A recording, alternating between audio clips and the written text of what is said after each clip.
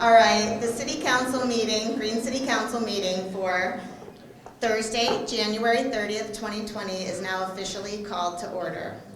My name is Barb Babbitt, and I am the City Council representative for Ward 1, and I am also this year's City Council President, and it's my privilege to welcome all of you to our special meeting tonight and State of the City Address. So would everyone please stand and join me in the Pledge of Allegiance?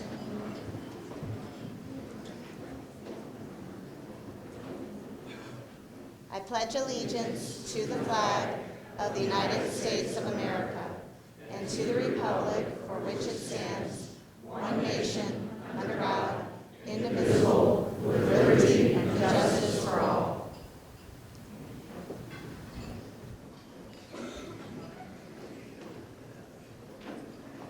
So tonight I have the honor of introducing to you our 2020 Green City Council. And there wouldn't be much going on with City Council if I didn't introduce this person first. Our clerk, Molly Kapluck. Many of you know her.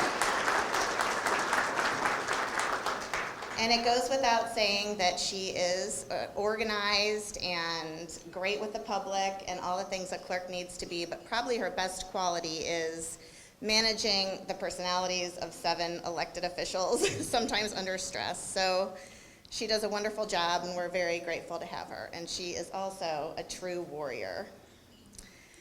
All right, and this year we have 3 new members to Green City Council because we had our at-large elections in the fall.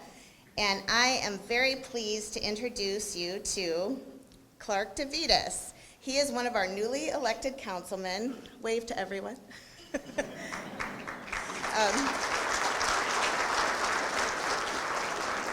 And we're all very excited to have him as a part of the council. He brings a new perspective and youth, and he is already a proven community-minded person and servant as a firefighter, and we are just thrilled to have him. And we also have a new council member, Richard Brandenburg, elected this fall.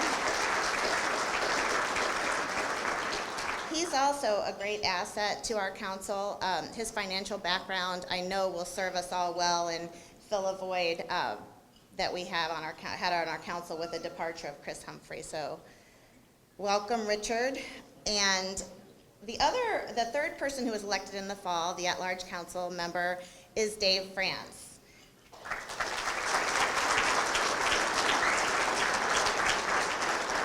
I'm guessing that he needs no introduction for most of you. Dave previously served 16 years on Green City Council and truly has a heart for service and a love for green, and I know that I'm thrilled to get the chance to serve on City Council with Dave. And we have our returning Ward Council people. From Ward 4, we have Matt Shaughnessy.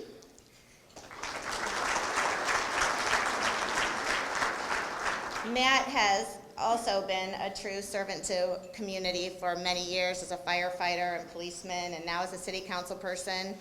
And we know that he will continue this year to work hard for all the residents of Ward 4.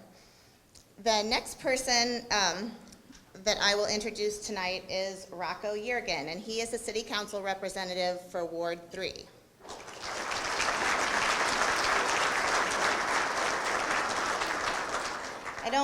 I don't think it will surprise anyone here for me to say that our first couple years on council, Rocco was elected at the same time that I was, were a roller coaster, to say the least. And Rocco's calm demeanor and just ability to always apply reason to every situation and carefully think things out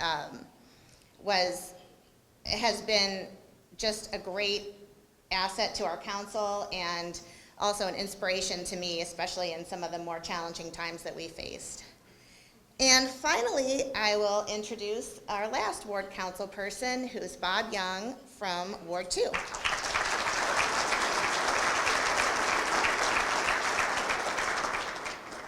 Bob has been on City Council for 7 years now? 6 years now, entering his 7th year.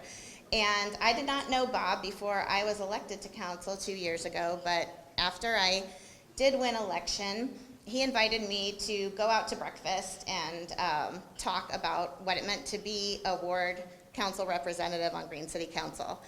And I learned a lot during that breakfast about what it really meant to have this job, and heard some stories from him about different needs and different ways he'd had to help residents, and received a lot of good advice. But what I really remember from that first meeting with Bob was that he said to me, "I love this job so much that I would do it for free."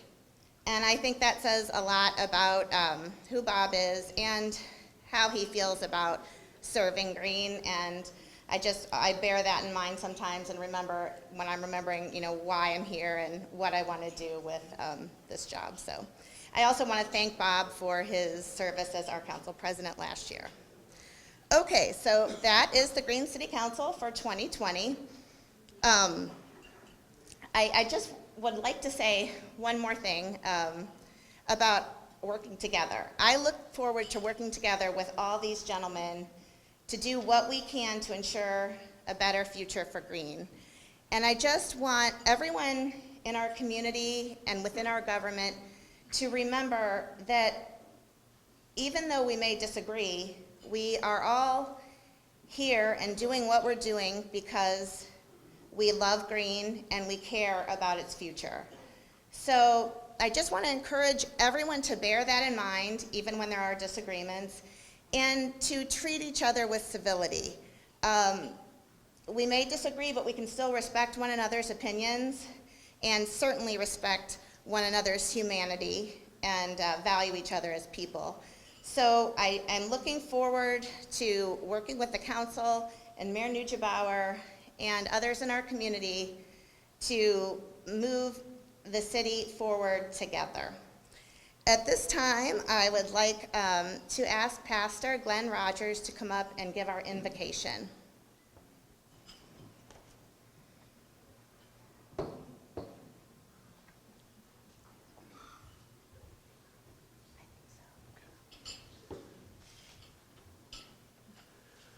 Thank you for the invitation, and I'm grateful to be here tonight to be a part of this wonderful time. So thank you to Mayor Neugebauer and also the council members who are here. Would you bow with me in prayer as we ask the Lord's blessing on this evening? Dear Lord, tonight we come to you with a purpose of heart for the report of our state of the city. With that in mind, we should all be grateful for this community which you've given to us. We thank you for it. It's a wonderful place that we've enjoyed living. God, for these many years that I have been a part of this community since a young boy, growing here and again enjoying the pleasures that we've had. So tonight we want to give thanks. We thank you for those who have stepped into the leadership role and has directed our city from past to even now current, and those who are presently doing what you've called them to do. We thank you for the mayor and his staff. We pray for him, and pray for the people that surround him, those who are going to be working. We pray, God, again for the seated council members, Lord, who is, again, directing our city. We're blessed to have so many who are willing and who are serving, God, not only on council, not only in our mayor staffing, but also, Lord, in our community. God, we have so many people that are doing so many things around this city to enable us to enjoy and to be blessed. And so we pray for that and we give thanks for it. We're living in an ever-changing world, and so we pray for the guidance, Lord God, that only you can give.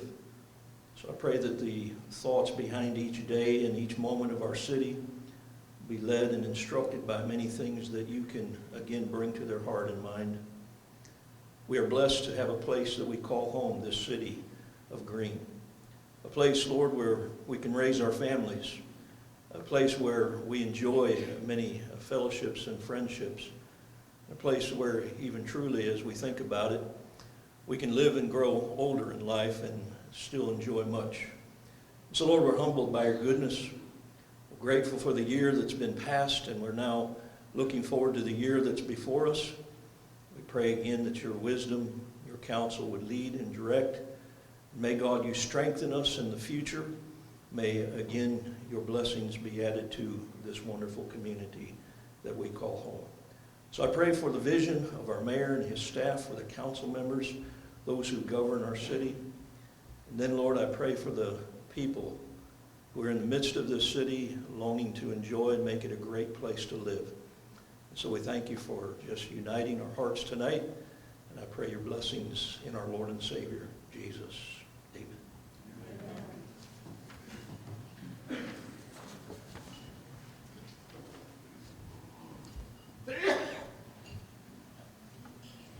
Thank you, Pastor Rogers.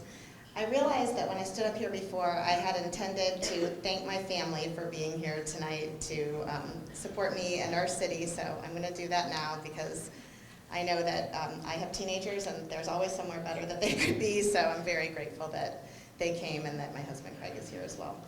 And now on to the reason for the evening, the State of the City Address, and it is my honor to introduce our Mayor, Gerard Neugebauer.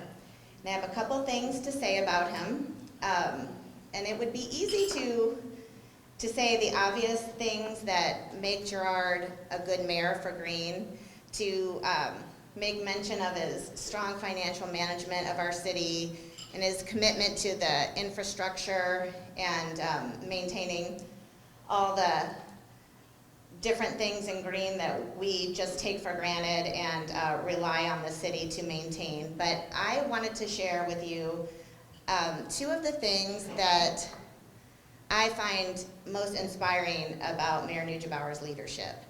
And those two things to me over his past 4 years in office have been his commitment to volunteerism and to involving the youth of our community in our city government. His entire State of the City, I think, or the theme of it when he first took office was about volunteerism.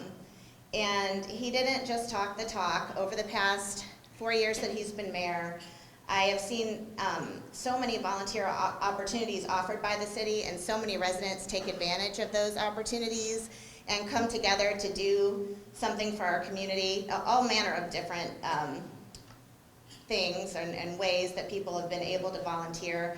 But I think it's been great for our community and great for our residents because it's given them the opportunity to give to their community and to get to know new people. So I just want to thank the mayor for bringing that to Greene, and that's something that I find inspiring from his first 4 years as mayor. And the other thing is his commitment to our youth and involving them in our local government.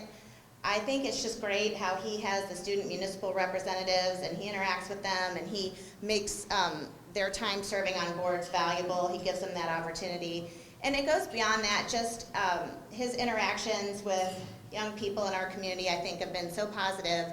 And I have witnessed a number of times him asking young people for their opinion about things that were going on in the city and bringing their thoughts along a little further. I know in my conversations with him, he'll talk about things that he's heard from high school students and other young people in the community, and I just think that it's so important to involve them at this young age so they'll want to continue to be involved with their community, whether that's here or wherever they may wind up. So I just wanted to take this opportunity to let the mayor know how much I appreciate what he's doing, especially in those areas.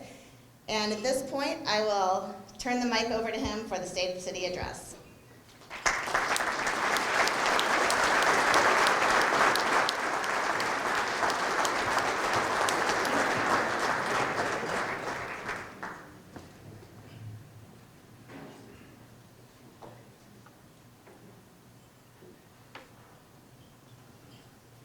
Well, thank you, Madam President, for the nice introduction, and thank you, Council, for your warm invitation this evening. It's required by charter for me to come before Council every year and talk about where the city is. And when I was on Council, I used to welcome the mayor to the Council meeting when he came, and he always looked at me kind of funny, like, "Well, of course I'm here." But I do remember this is a Council meeting. And so thank you for the warm welcome, and Barb, thank you so much for your kind words. I'd like to start by recognizing some leaders on a national, state, and local level this evening. First, from U.S. Senator Rob Portman's office, Ray Paletta is here. Ray, say hello. From U.S. Representative Gonzalez's office, represented by Mike Cunnington. Mike is also here. Auditor of State Keith Farber is represented by Jake Altman this evening. And Ohio Treasurer Robert Sprague is represented by Rebecca Armstrong. Our Summit County Executive, Eileen Shapiro, is here. Thank you for coming, Eileen. And our Summit County Sheriff is also here, Steve Berry. Steve. Summit County Councilwoman Paula Prentice is also here.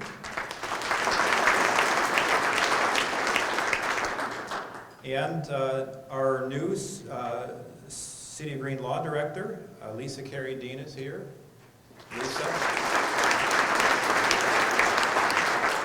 And I want to thank you, Lisa, and just the month we've had working together, you've been really wonderful to me and my staff, so thank you for your efforts in our office. Also this evening we have from New Franklin, Mayor Paul Adamson. Paul. We have 3 members of Green School Board this evening, Bob Campbell, President, Eric Chonacki, and Dave Cohen. Will you please stand?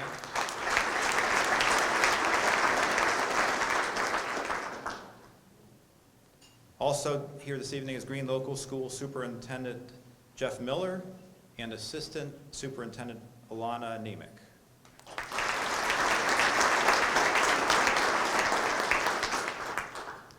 And a few other leaders in Summit County this evening. We have Summit County Public Health Commissioner Donna Skota is here. Donna.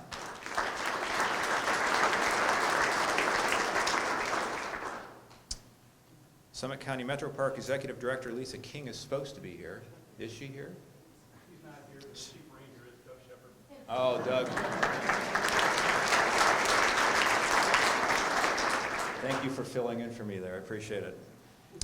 Summit County ADM Board Executive Director Jerry Craig is here. Jerry. Akron-Canton Airport President Ren Camacho is here also. Ren, thank you. And MAPS Air President Kim Kovesi. Is Kim here? I didn't see him walk in. There is Kim. Thank you. This is the point where I say, did I miss anybody? But I'm afraid to do that. So I do want to give special thanks to the staff here at Raintree Golf and Event Center under the leadership of Dominic Mercadanti, General Manager, and Dawn Bowman, Banquet Coordinator, for their outstanding efforts this evening to make this a beautiful place for our meeting.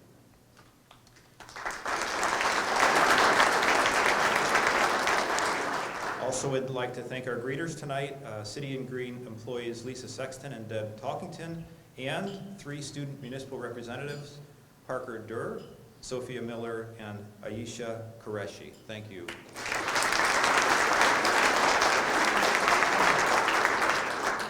And of course, I'd like to thank Kelly Lavico and Valerie Wolford for their hard work to make this such a special event for our community. Thank you very much.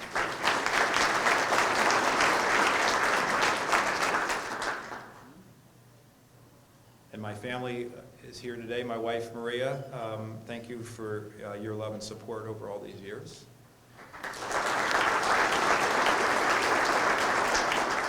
And my mom, Hildegard Nugebauer, who's been putting up for me with a lot longer than Maria has. My in-laws, Tom and Patty Hercules, here. And my son, Stephen, who was here with my granddaughter, Aria, and his wife, Sia, but the 2 ladies aren't going to make it for the evening. So they went home. Aria's a little tired, I think. So I want to thank my family for their constant love and support and encouragement in all my endeavors.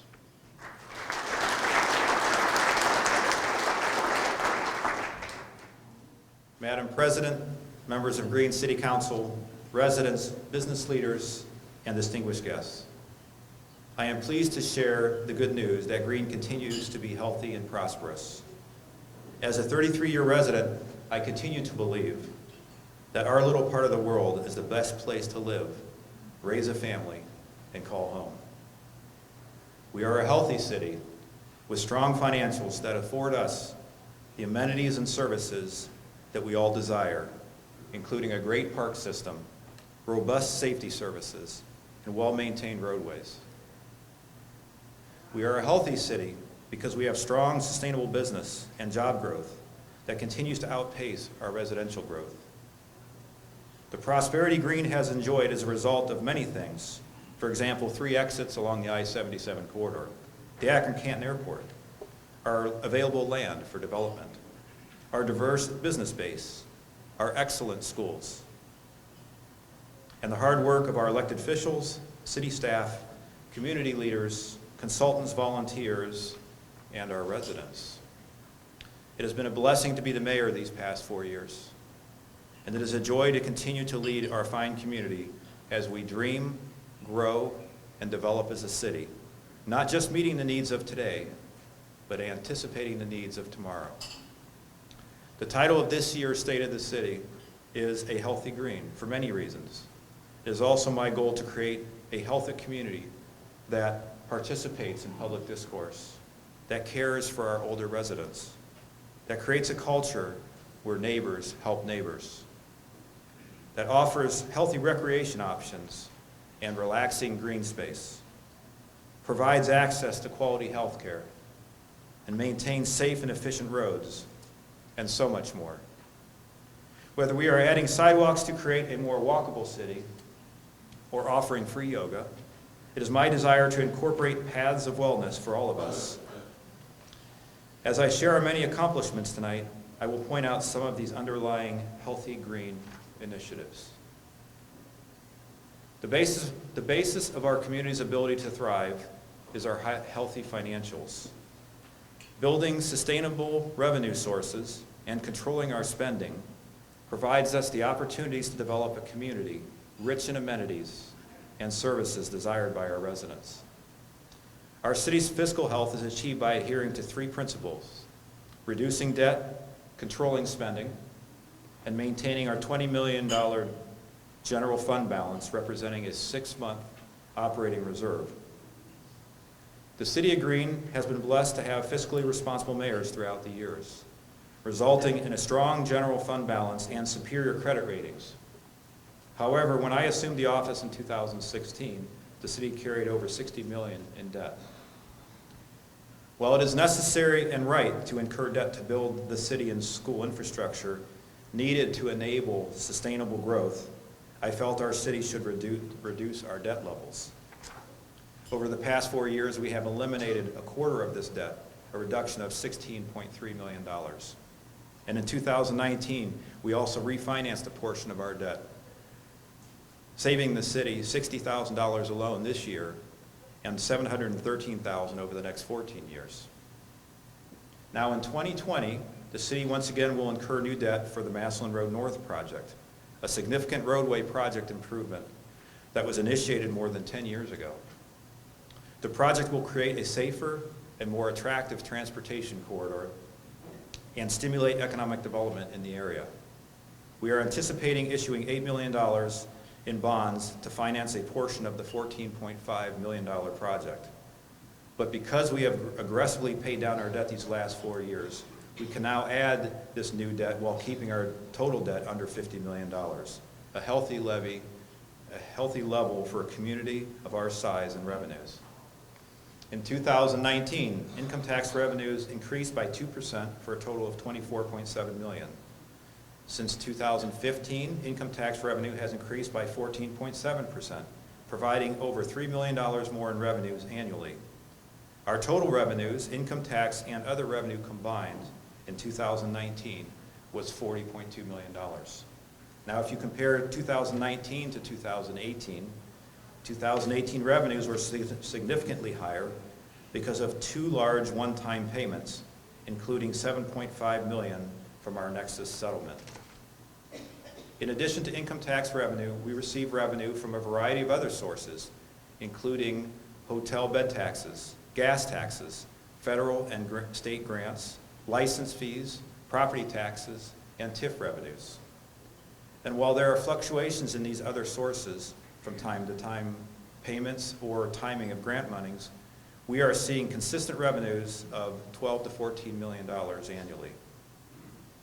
Under expenses, there are two categories: operating expenses, which are the day-to-day costs of running a city, and debt service, the amount we pay in principal and interest for borrowed money. In 2019, our operating expenses were $25.7 million. We also made $3.9 million in debt payments, reducing our debt principal by $2.8 million. Overall, expenses in 2019 were $29.6 million, a decrease of 5.4% from 2018. But even more significantly, it's below our spending levels of 2015. Looking at the big picture, the city's revenues in 2019 were just over $40 million, and our expenses were $29.6 million, leaving $11.4 million available for capital investment. Now, much like your personal finances, if your family doesn't spend all your income on everyday living expenses, those remaining funds, which I call discretionary money, may be used to buy a car, take a vacation, send your child to college, or renovate your home. Not spending every dollar on debt and operating expenses is a sign of a healthy community, one that can invest in the future by making proactive infrastructure improvements, fixing stormwater issues, purchasing new safety vehicles, building trails, and adding park features. In 2019, we used the $11.4 million of discretionary money to invest in our infrastructure, including over $3 million for roadway resurfacing, completing the Corporate Woods Roundabout in front of Giant Eagle, constructing the Myersville Road Roundabout, beginning construction of Fire Station Number 3, rebuilding the Lichtenwalter Schoolhouse, and completing the dog park in Ayers Park. And finally, our general fund ended the year above the target $20 million level with a healthy $21.7 million balance. In 2019, we completed the Myersville State Route 619 roundabout, the 5th roundabout in our city. And whether you love them or maybe not so much, I find that each time we open a new roundabout, we get a lot of people suggesting where the next one should be built. We continue to build them because they move traffic effectively and are far safer than traditional signalized intersections. As I like to say, roundabouts save time, save money, save fuel, and save lives. There are some who believe that roundabouts cost more than signalized intersections. However, this is simply not true. Roundabouts cost about the same, and in some cases, significantly less. They are often the only safety improvement option for intersections that do not meet the requirements for a traffic signal. This year, the city will begin the largest infrastructure improvement project in our history, the Massillon Road North project. This $14.5 million project will take 2 construction seasons to complete, beginning this summer through the fall of 2021. The project is funded in part by $4.6 million in federal grants, representing a third of the total construction cost. When completed, this busy 2-lane road from I-77 to just north of State Route 619 will be transformed into a 4-lane boulevard with 3 roundabouts, a center median, a multi-purpose trail, and sidewalks. This corridor will offer safe pedestrian and bicycling access, efficiently handling over 32,000 vehicles projected along Massillon Road North in the year 2035. Last summer, pre-construction work began for this project with underground utility relocation, and in the last 2 weeks, the trees were removed from the project area.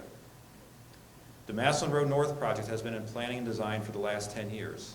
City engineer Paul Pickett and his staff and our consultants at Burgess & Nyepel have done an outstanding job of refining the design and getting ready for construction. With a project of this magnitude, we understand challenges will arrive. Perhaps one of the biggest challenges for us will be communications. As with prior projects, we hired H.R. Gray to manage the construction and serve as a liaison with local businesses, especially those in the immediate construction area. They will also be instrumental in providing timely project updates to the general public. This project is so important to our community that we have assembled a projects communication team led by our communications manager, Valerie Wolford, that includes city engineer Paul Pickett and our engineering staff, our construction managers, Zach Kimball and Greg Soldierson, Jessica Heiser, our community development administrator, Green City Council President, Barb Babbitt, and 2 members of our local business community, Jennifer Kemp, Director of KinderCare, and Jim Rosen, owner of Handles. The communications team has met several times over the past couple months to identify the communication needs of this project. They have also selected a local public relations firm to assist the team in developing messaging, graphics, images, and videos to reach, inform, and educate all those impacted by the project. But this isn't the only project advanced by our engineering staff. In 2019, we also completed the final design of the Arlington and Greensburg Road roundabout, slated for construction in 2021. And we advanced the design of 2 roundabouts on Maslin Road, the first at Corporate Woods Circle and the second at Bettler Road, south of I-77. Using current technology, we now have the ability to create simulations to show how these roundabouts will work in the future. And as you can see from this video showing the future Bettler-Maslin Road roundabout, our heavier traffic will flow very effectively at an easy pace with only 4 lanes of traffic. This year, we will continue to advance this project with construction beginning in 2022. This simulation video, along with one showing the Arlington-Greensburg Road roundabout, is available on the city's website if you'd like to view them. Before we move our discussion to safety services, let me share a quick story about a conversation I had with fire medic Gene Jorgensen. He noted that since building roundabouts in Greene, that he isn't seeing the types of severe auto accidents that Greene fire medics historically would see. We know from crash statistics that roundabouts reduce accidents. We know that roundabouts are safer. We know that they reduce the severity of crashes. It just puts it all into perspective when you hear it from one of your own first responders. In 2019, our Greene Fire Division continued to be a leader in safety services. 3 years ago, Greene was one of the first in the area to provide a quick response team to visit residents following a drug overdose. Last January, we were the first in Northeast Ohio to launch a community paramedicine program. Both programs are designed to help residents navigate their way to better health and reduce their chances of a medical emergency. Our community paramedicine program is led by fire medic Brian Lloyd. In this role, Brian visits with residents, often those living alone or returning home from a hospital or nursing facility. He helps them understand their medications, identifies their needs, and connects them with resources. And sometimes, he's just a friendly face. It's an opportunity, I think, for the fire department to continue that care that we started. And sometimes we never get the answer. We never get the, how did they fix that? Or what could we have done to prevent that? Because we've been in the business of prevention since our inception. I think it brings like closure to know that I can go back out and maybe prevent the next time we go there. Because you see the decrease in their capability of living well after certain incidents. And if I can stop one by a simple preventative measure, then I think that's worth its weight in gold. If I can stop one by a simple preventative measure, then I think that's worth its weight in gold. I am so extremely proud of this program and want to thank Brian Lloyd for implementing this initiative. Thank you, Brian. Brian is here.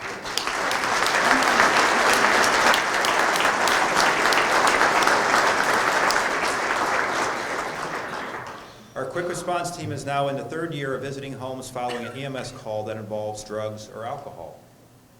In 2019, our GO team visited 101 homes, with 45 of the visits resulting in a positive outcome, one where the resident responds favorably to getting treatment for his or her addiction. This program, like our community paramedicine program, offers encouragement, a friendly smile, and a compassionate heart to individuals at a time when they need it the most. When I ran for mayor 4 years ago, I couldn't have anticipated that the opiate epidemic would be such a critical issue for local communities, requiring such significant attention and resources. It was certainly an eye-opener as we learned in 2016 just how bad the epidemic had become. We know from our call reports that Green Fire responds to many drug overdoses, many of them along the I-77 corridor. Sadly, as a major transportation highway, I-77 also facilitates the movement of drugs and drug users. This past year, Green became the first city in Ohio to establish a community of first responders, a community made up of compassionate people who are willing to step in and administer Narcan to save the life following an opiate epidemic overdose. We started by encouraging 5 hotels along that I-77 corridor to place nalox boxes containing Narcan behind their front desk. The Akron-Canton Airport also requested nalox boxes, and thank you, Ren Camacho, for reaching out in that way. And they installed them next to their AEDs in the terminal. We then trained their staff to administer Narcan in the event of an emergency. When seconds and minutes count to save a life, our community of trained first responders can and will save someone's life. In 2019, the use of Narcan by our Green Fire medics continued to decline. We administered Narcan 32 times, down from the peak of 83 times in 2016. However, these numbers share only part of the story. And I'm sad to report that 7 people died from drug overdoses in Green last year. 4 of them were residents. And while we would like to think we are winning the war in this most recent epidemic, we still have much work to do. In 2019, we broke ground on our 3rd fire station, located at the corner of Rayburn and Mayfair Roads. The station will significantly improve response times in the most densely populated area of our city. We are anticipating opening the station in May. In addition to reducing response times, the new fire station will help us meet the demand of an increasing number of calls for service. As our community ages and our daytime population grows, calls for service are steadily rising. In 2019, we responded to over 4,200 calls, a 4.5% increase over 2018, averaging nearly 12 calls per day. Most of our calls, about 80%, are medical emergencies. By comparison, we responded to only 44 structure fires in 2019. In 2019, we upgraded our computer-aided dispatch system in partnership with other Summit County municipalities through the leadership of Summit County Executive Eileen Shapiro. We now have the ability to seamlessly share information with Summit County Sheriff's Department and other municipalities as needed. And this partnership also saved the city nearly $50,000. So thank you, Eileen.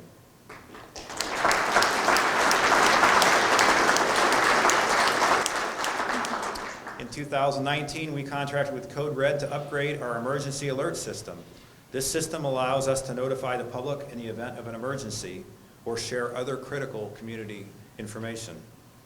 And if you take nothing else away from this evening, and I sure hope you do, please make sure you and your family sign up for emergency alerts by texting GREEN OH to the number 99411. Since switching to Code Red, we have seen a 50% increase in the number of subscribers. However, all cell phone users must register to receive these alerts. So once again, please text GREEN OH to 99411. And I believe there's something on your table. If you didn't remember that, and you can do it anytime. The City of Green has long enjoyed a partnership with the Summit County Sheriff's Department for policing services. Our dedicated deputies continue to keep our community safe. Through our partnership with Green Local Schools, school resource officers now patrol our parks and neighborhoods during the busy summer months and other periods when school is not in session. And like other communities, we do occasionally experience burglaries and petty theft in our community. And while we should always be aware of our surroundings and secure our valuables, I think we can agree that we feel safe in our homes, our neighborhoods, and our public places. Thank you to the Summit County Sheriff Department and our Green deputies for all that you do to keep our community safe.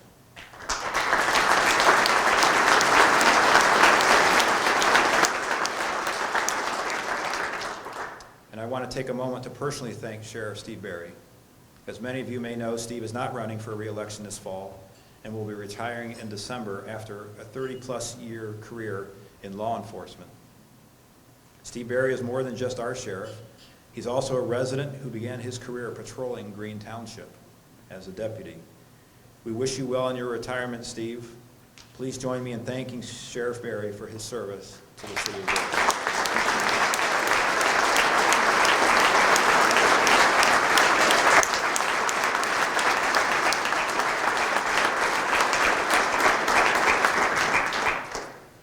It's your last opportunity to stand, Steve, all these years. Yeah, it's okay. I think he should go into radio after this. Does he not have the most wonderful voice? Each year we talk about growth, especially business growth.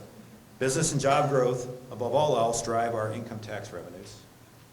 I often hear that Green is growing too fast or too much.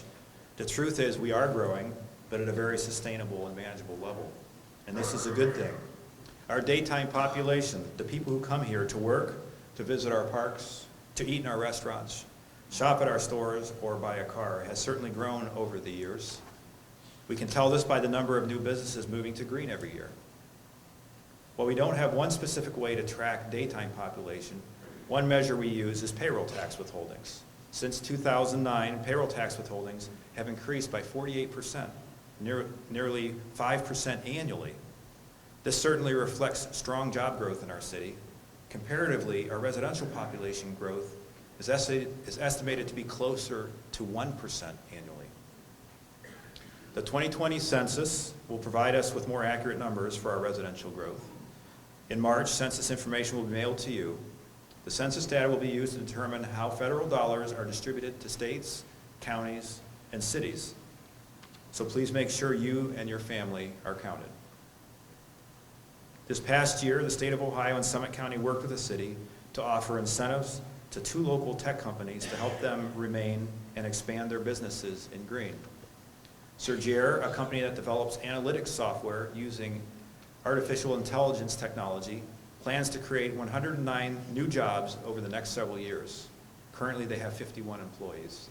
And Glassdoor, the world's largest job and recruiting website, has had an office in Green since 2012 with 37 employees. They recently announced their Green office would add 40 new jobs. So I want to thank Summit County again for your assistance in retaining these fine businesses in our city. In addition, Castle Aviation, a longtime aviation services company at the Akron-Canton Airport, is expanding at the former 356 Fighter Group building, remodeling the facility into office space, and building a new 51,000 square foot hangar. And Ball Corporation is also expanding its Green facility with a 50,000 square foot addition for the local production of canning jar lids. Also new to Green, the following companies opened their doors this past year. Seco Machine, bringing 94 jobs. FedEx Freight, bringing 125 new jobs. And the Village of St. Edward opened. This is an independent living and assisted living and memory care community. Welcomed their first resident in November. And I believe the first resident is sitting in the front row, Al Courtney. Now everybody knows where you live, Al, see? Al's a very private person, I'm sorry I said that. They now have 30 residents and 60 staff members. They anticipate employing 80 staff members as they reach full occupancy. We've also added several new restaurants, Freddy's Frozen Custard and Steak Burgers on Arlington Ridge, a new Chipotle in Heritage Crossing, the Town Tavern opened this year, DeLuca's Pizza, 1787 Tavern and Grill inside Cambria Suites, T-Bubbles, and more. All total, we welcome more than 40 new businesses to Green in 2019. In 2020, we look forward to the opening of our newest car dealership on the Green Auto Mile, Kempthorne, Jaguar, and Land Rover, at the corner of Fortuna Drive and State Route 619.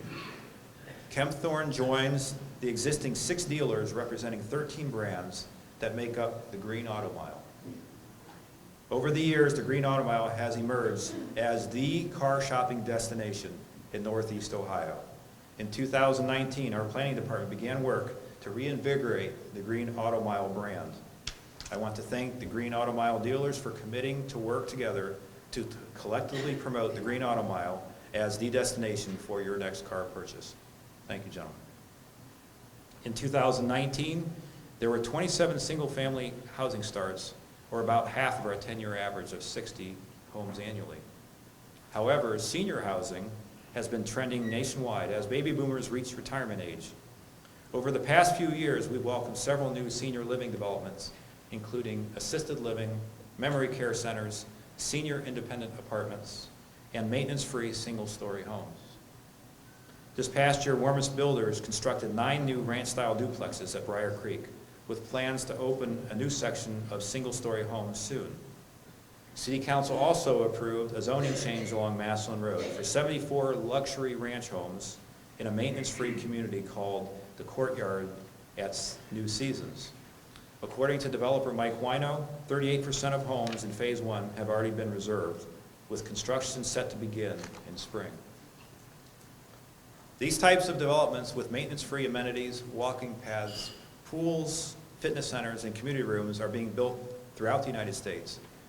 And while not all of the developments are restricted to 55 or older, these properties are highly desired by empty nesters and young professionals alike.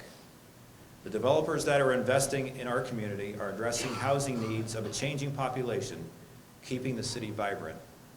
Green has a healthy variety of housing options, which is important to maintaining a sustainable community. 2 years ago, we held our first Green Community Leadership Initiative for emerging leaders interested in learning more about their city and how they could make meaningful contributions to their community. In fact, newly elected council member Richard Brandenburg was a member of our first class of 16 leaders, and many others are now serving on city boards and commissions.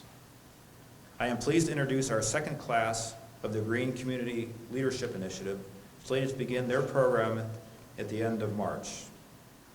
And I would like those present to please stand and be recognized.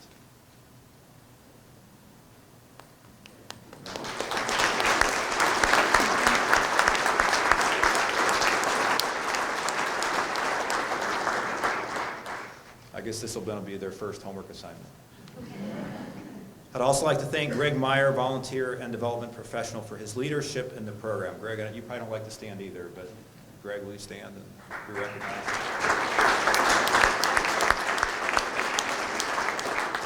Programs like the Green Leadership Initiative and our successful Student Municipal Representative Program, now in its 3rd year, truly inspire strong, healthy communities by developing and connecting leaders.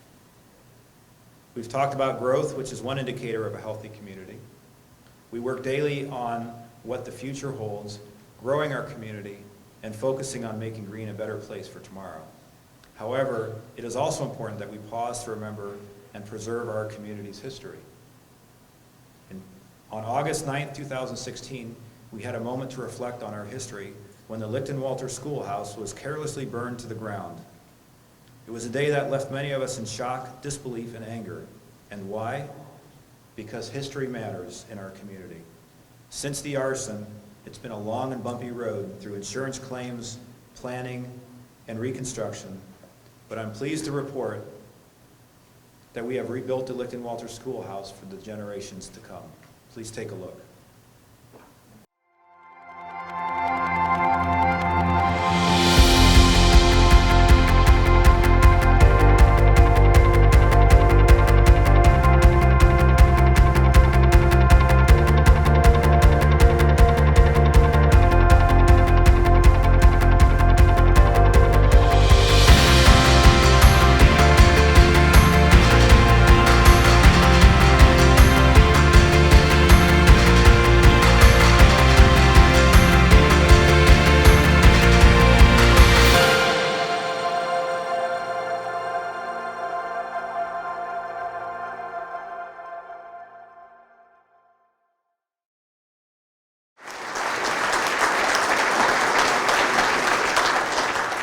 This May, Green Local Schools 3rd graders will again attend class at our one-room schoolhouse to learn about life in Green in the 1880s.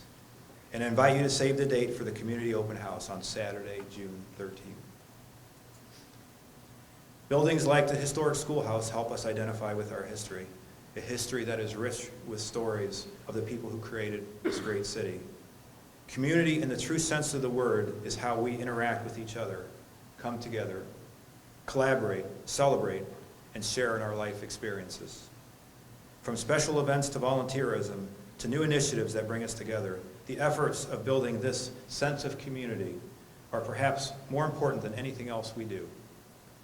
In 2019, Councilman Rocco Jurgen approached me with an idea of creating a diversity group in Greene. After meeting our student municipal representatives, who are a great blend of students with diverse backgrounds, Rocco noted that the city boards and commissions did not reflect the same diversity.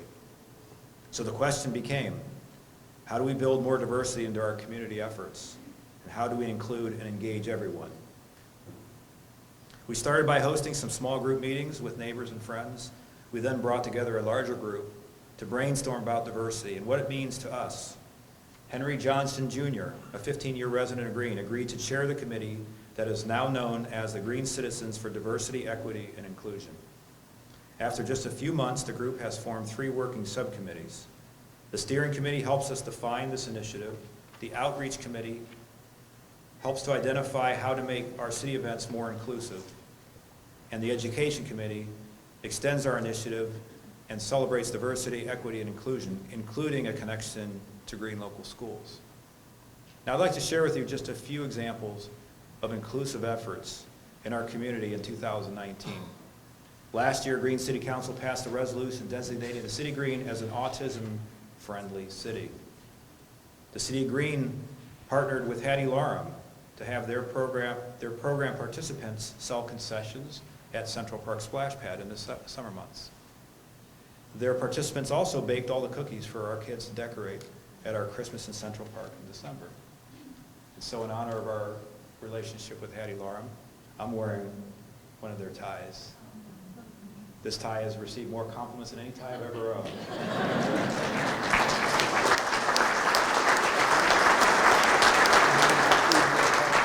But what you may not know is this tie was actually taken from artwork that was made by one of their participants, and they turned it into a tie. So it has very special meaning to me. Our Greene Parks and Recreation Summer Camp employees, they received inclusion training from Summit DD, becoming the first park department in Summit County to receive the training to address special needs camp attendees. And the last initiative I'd like to talk to you about is a Greene Soccer Association, through the leadership of Tammy Daly, started the GOAL program, the Greene Organized Adaptive League, an inclusive soccer program for children with special needs. And we are especially proud of the 22 soccer players at Greene High School who volunteer their time, and I might say, and their hearts, to make the program a great experience for all. As you can see, promoting diversity and inclusion is already a focus at Greene local schools. In early January of this year, Greene local schools hosted a special education day at Greene High called Build a Better Bulldog. The day-long program offered students some unique classes to teach life skills, such as financial literacy, interviewing techniques, or how to change a tire. The high school students attended required sessions focused on social inclusion and the dangers of vaping. In addition, Greene Middle School also held classroom sessions for 7th and 8th graders to discuss inclusion. I was invited to join an 8th grade classroom and enjoyed seeing the students understand and accept their uniqueness and appreciate the uniqueness in others. Recently, the Greene Intermediate School was awarded the State Board of Education's Momentum Award for 2018-19, an award that focuses on inclusive education. The Momentum Award recognizes schools for exceeding expectations in student growth on value-added measures, which include gifted, lowest 20% in achievement, and students with disabilities. This is just one of many awards and accomplishments that Greene local schools received this last year. There are numerous achievements, but I thought I would take a few moments to share a few of these.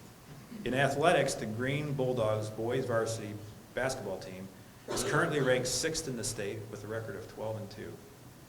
I understand many of the team members have played together since the age 5, a testament to our well-organized youth sports programs.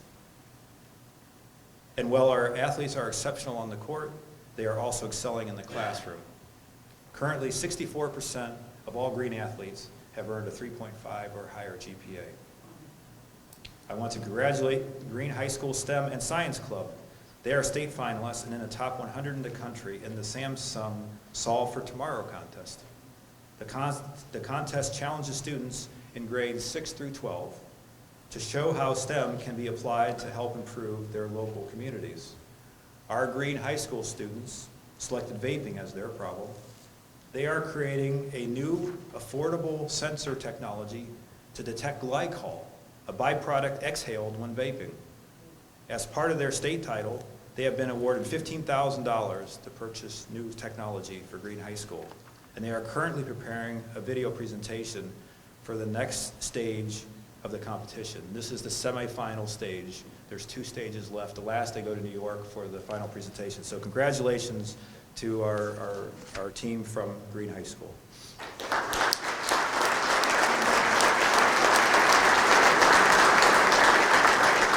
I've had the pleasure of serving as an advisor to the Science Club, and I'm so impressed with their ideas, their tenacity and dedication. Sometimes I think their enthusiasm is maybe even unreasonable, that they think they can do things in 3 weeks that most businesses wouldn't attempt in 6 months, but I love it. They know no boundaries yet, and that's what's so wonderful about working with these young students. So congratulations to these bright young scientists and their teacher and advisor, Chris Crable. Green Local Schools is currently engaging in a strategic planning process. The strategic plan team has conducted community engagement meetings and gathered more than 750 unique data points from a variety of stakeholders to help them develop a 5-year plan for the district. The plan will be presented to the school board for adoption later this year. Thank you to all who have participated in this important planning process. A strong school system is vital to a healthy community. Strong schools contribute to our growth, economic development, and a healthy future in so many ways. Thank you to Green Local Schools administration and staff and all who continue to support our students and the student programs.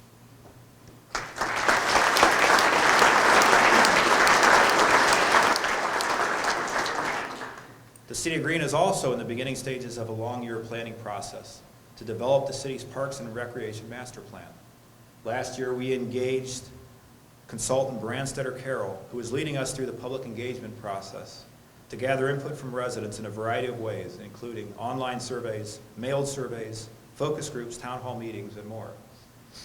I encourage all of you to add your voice to this process by completing our online survey. There are reminder cards on your table. Thank you in advance for taking the time to provide us feedback about our parks. On January 1st, 2019, the city took ownership of Raintree Golf and Event Center and hired Billy Casper Golf to manage operations. As you can see, they have made some changes to create a more inviting banquet hall and continue to make improvements and upgrades to the 18-hole golf course. Through our Parks Division and Billy Casper staff, we have been able to expand our program at Raintree to include golf and non-golf events for our community. We held our inaugural First Tee program this past September with 24 students. And I'm pleased to announce that we are expanding the program in 2020 to accommodate 100 children. And through our relationship with First Tee Akron, First Tee provided Green primary and intermediate schools with equipment and lesson plans that are being incorporated into their physical education curriculum. Raintree is also home to many other community events such as Mother's Day Brunch, Cornhole Tournament, Oktoberfest, Murder Mystery Dinner, and New Year's Eve celebration. And the city held our first Raintree 5K and Fun Run on July 4th. Last year was also the inaugural year for 2 other 5K races in Green. The Green Schools Foundation hosted their first Run for Education in May, and the Rail Foundation hosted its first Halloween run in October. With these latest additions, there are now 8 5K races in the city of Green that raise money for a variety of organizations and causes. Last year, 5,500 runners participated in these 5K events, raising more than $150,000 for local organizations. Through the efforts of Josh Ritchie, a Green resident and race promoter, and the 8 organizations hosting 5K races in Green, I am pleased to announce the launch of the inaugural year of the Green Great 8 Race Series. We hope this race series encourages people to run and run more often. As an incentive, individuals who complete 5 of the 8 races in 2020 will receive a Green Great 8 sweatshirt. I look forward to seeing you all at the finish line this year.